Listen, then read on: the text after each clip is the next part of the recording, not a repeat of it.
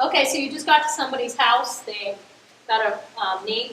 These days they actually go home a lot of times on the same day. So how would you use Recovo for the patient that just got a new knee?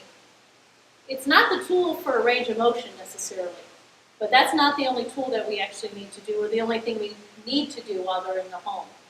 What we need to do is get them moving, get them used to putting weight on both legs, especially the knee that they just had replaced, and that's where Recovo is beneficial.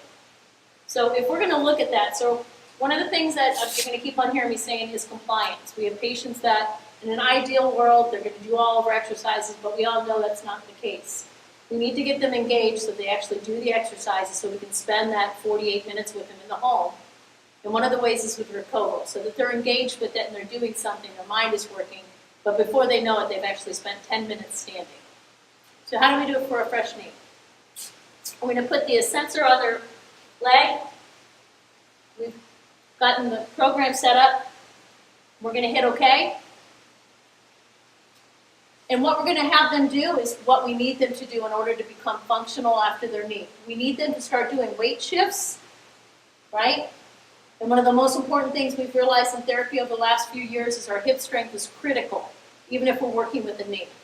That means with the involved leg, whether I'm using if I had a knee replacement on my left side, on my right I'm standing and I'm moving, making this motion, and I'm creating a lot of art on that screen. There's a loss of balance there. But I'm actively looking at the screen, and before I know it, I've actually spent a minute on one leg, improving my outcomes in my evidence base. Conversely, if we're on that leg, that knee that actually was just replaced, and they're looking at the screen, they're spending time doing the art, they're so busy looking at that, they didn't realize that on that involved knee, they actually spent a minute there standing, which correlates to a better gait cycle. The other thing, too, is that we're using walking and ambulation. You're going to see that on the screen because we have to get an equal gait pattern. So as you're working with that, the important thing is that the client is compliant.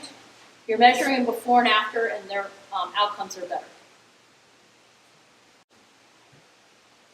So how about another one of our tools that we use to demonstrate that we're making a difference for these patients? Because that's what the insurances want to know, right?